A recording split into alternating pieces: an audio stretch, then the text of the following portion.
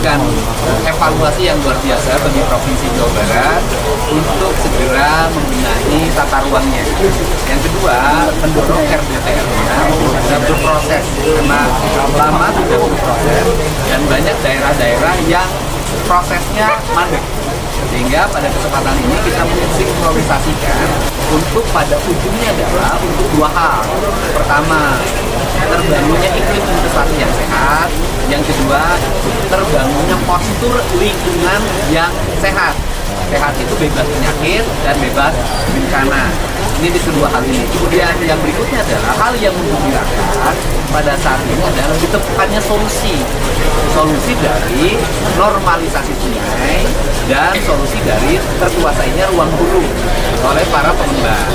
Nah, kemudian solusinya nanti akan segera dibahas minggu depan di Kementerian PUPR, sehingga kegiatan normalisasi sungai dan pelebaran sungai tidak akan terhambat oleh terbitnya sertifikat atau kepemilikan yang dikuasai melalui giring dan sejenisnya.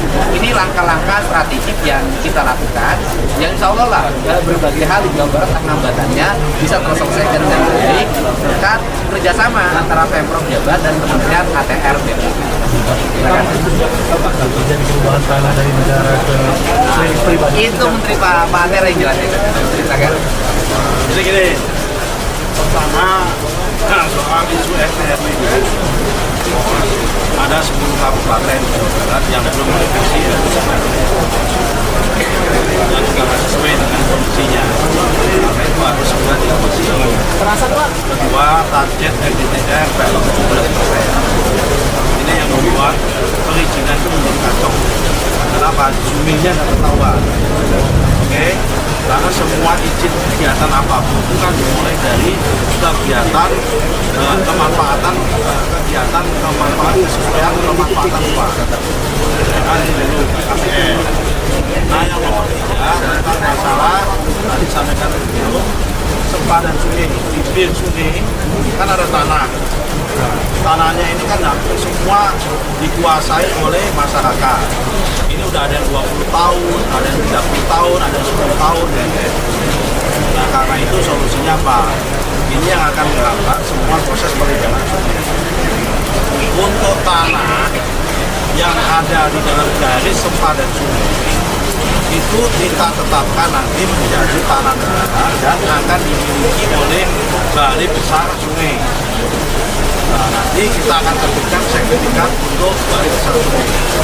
Kalau BWS sumber daya air tidak mempunyai duit untuk ukur, ukurnya akan ditanggung oleh pemerintah provinsi. Sehingga semua aset tanah sempadan sungai itu menjadi asetnya negara. Supaya ke depan masyarakat tidak bisa mempunyai klaim sepihak membangun maupun mempunyai sertifikat di sepanjang bibir-bibir sungai. Sehingga itu menjaga ekosistem ke depan. Ya, bagaimana dengan yang sudah kadung dan sudah ada sertifikatnya, akan kita kaji. Kalau prosesnya nggak benar, case by case, prosesnya nggak benar dan bukan ada kesalahan, akan kita batalkan sertifikatnya. Tapi kalau prosesnya benar dan memang itu haknya, ya ada pengadaan tanah, ya kan di kehakiman, ya kan.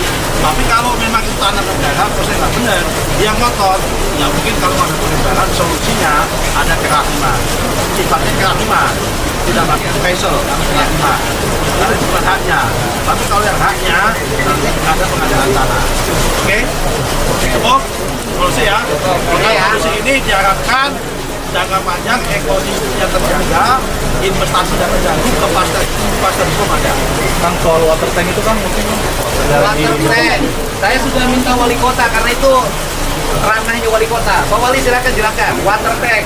Ya, terkait dengan water tank, kita memang sudah benar-benar memang diberikan oleh kita.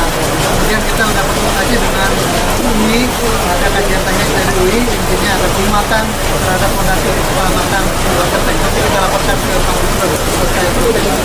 Ya, intinya pesan saya adalah ke Pak Wali Kota, jangan biarkan rakyatnya mengalami ketakutan karena water tank. Kalau secara teknis misalnya bisa diperkokoh, dihilangkan rasa takutnya ke water tank. Ya, Tapi nggak jadi direlokasi, Pak. kita lihat kajian setelah di Pakokan.